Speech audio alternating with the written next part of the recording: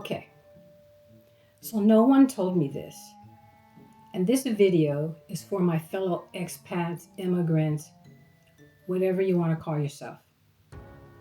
But I've seen a lot of videos lately, especially on TikTok, of people, not just Americans, mostly young women that have relocated and are having a hard time with loneliness, missing their families, adjusting to their new life, a new culture, a new language.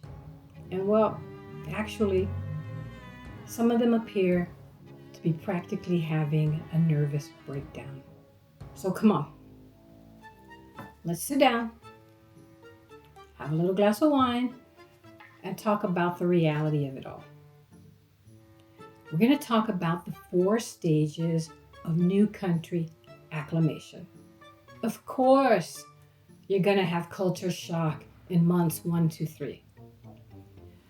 Of course, you're going to be frustrated because you don't have any idea of what people are saying.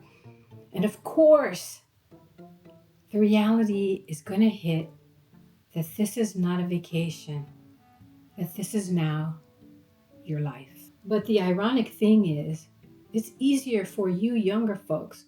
There's all kinds of meetups for foreigners, activities to get to know one another and make friends in Facebook groups and stuff. I see it all the time. But for us older people, I'll admit, it's a little harder. Because it's harder to make new friends once you get older. So if we can do it, you can too. I've found that volunteering and getting involved with hobbyists that love the same things that I do, it helps a lot. But from my experience, it takes 6 to 10 months to acclimate to a new country. That's right, 6 to 10. That's a whole human pregnancy, except you're the baby. And the new country is your very confused mother who didn't know she was even pregnant and who may not want another kid.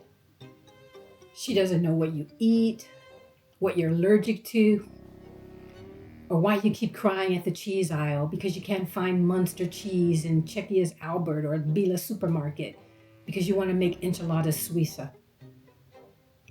You'll cry in the grocery store. You'll cry because you can't find peanut butter. You'll cry because when you do finally find the peanut butter, you find it costs $18 and it's not the peanut butter that you always knew. And no one warns you that there is such a thing as pickled liver paste and that it comes in a squeezable tube. And the language? You'll learn just enough to be dangerous. You'll learn just enough to say something almost meaningful. But then you're going to go into a bakery and you're probably going to ask for the bread of pants or something else ridiculously stupid. And they're going to look at you with either irritation or pity. And they may smile, but deep down, they think you are, well, as Bugs Bunny would say, what a maroon. And don't get me even started on converters and adapters and plug adapters. I have a whole box of them. Every country has a different shape, and it's like playing electric Pokemon. I choose you, type C. And just like you, it still doesn't fit, even when it's supposed to. You have a 50-50 chance of it going in the first time. But then, slowly, something shifts. You start knowing which tram goes where, and you'll jump right on. But you'll undoubtedly board a tram going the wrong way. It happens. You'll try to act like it was on purpose. Just keep running. Just pretend you got the urge to jog instead. The cashier no longer blinks when you say, "Zaplatim karto." Where I'm from, small talk is mandatory. Here, I said, "How are you?" to the cashier. And he blinked. And he said, "Why do you ask?"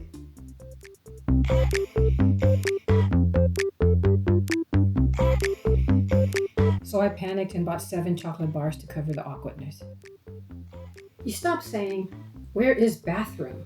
and you start saying, "Prominente, kde je toaleta?" or "Prominente, kde je kopelna?" But in reality, you're most likely going to be saying something like, "You do see odskočit," which means to jump aside. It's just a little weird, but it's their thing. But by the way, you pay for that here. That's a big shock to Americans since all of our public bathrooms are free. All of them. And air for your car tires is free too, at least in California. So if they try and charge you, tell them you know it's free by law. So yeah, you start to become more confident and comfortable in your environment. You're still weird, but now you're just functionally weird.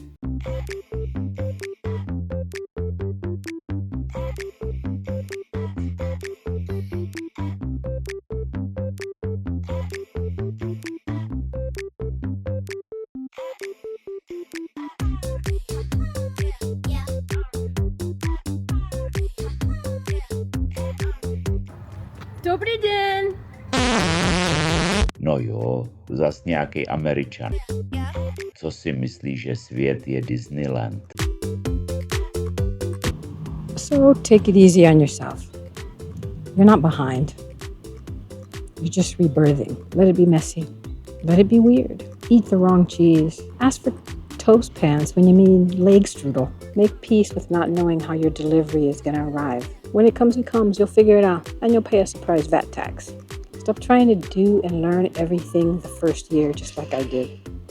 Then one day, you realize that you don't check the translator for every word. You know what open and close mean. You smile at the neighbor, and they smile back. Not because they know you, because they've seen you around for a while. And your dogs hate each other.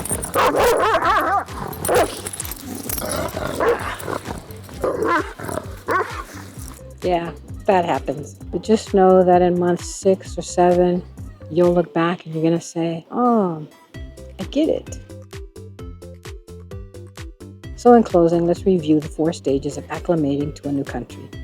According to, me, month 1, existential panic. Month 3, deep regret and questionable cheese.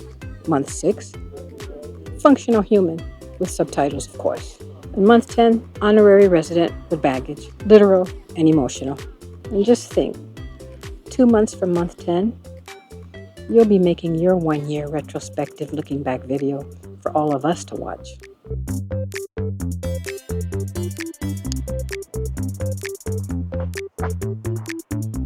Are you still here? You know, you got this. You can do it. Cheers.